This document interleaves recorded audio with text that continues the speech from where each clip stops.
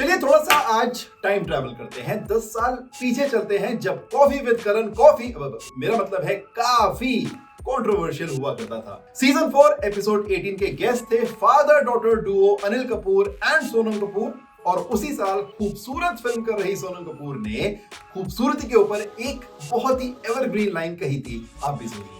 Well, you know the thing about the industry is if you're not good looking, they think you're a good actor. यार अब आप लोग भी सोच रहे होंगे कि 10 साल बाद हमें ये लाइन क्यों याद आ गई। वो ऐसे आ गई कि हाल ही में न्यूज 18 शोशा को दिए गए एक एक्सक्लूसिव इंटरव्यू में नेहा शर्मा ने भी कुछ ऐसी ही बात कही।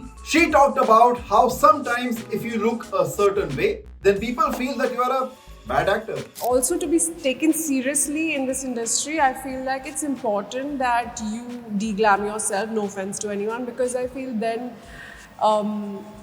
I don't know, if you look a certain way, then they feel, oh, no, she's a bad actor.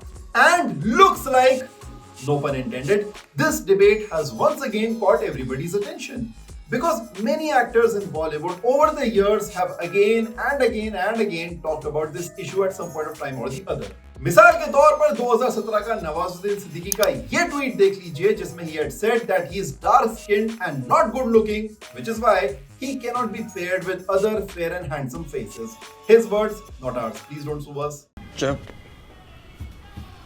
आप बीच में नहीं बोलेगा। और ANI को दिए गए एक इंटरव्यू में मनोज वाजपेयी ने भी कहा, एक्चुअली आप खुद सुन लीजिए उन्होंने क्या कहा। बिकॉज हमारी इंडस्ट्री का एक चलन रहा है कि जो भी एवरेज लुकिंग है वो विलन बहुत अच्छा बन सकता है और जो कन्वेंशनली फेयर आदमी है वो हीरो के लायक है। Which brings us to the age-old question, do looks matter? ये सवाल इतना प्रोमिनेंट है कि संजय लीला भंसाली ने हीरा मंडी के गाने शकल बन में भी ये सवाल पूछा था। अबे शकल बन नहीं, गाने का नाम सकल बन है। Oh, got it, my bad.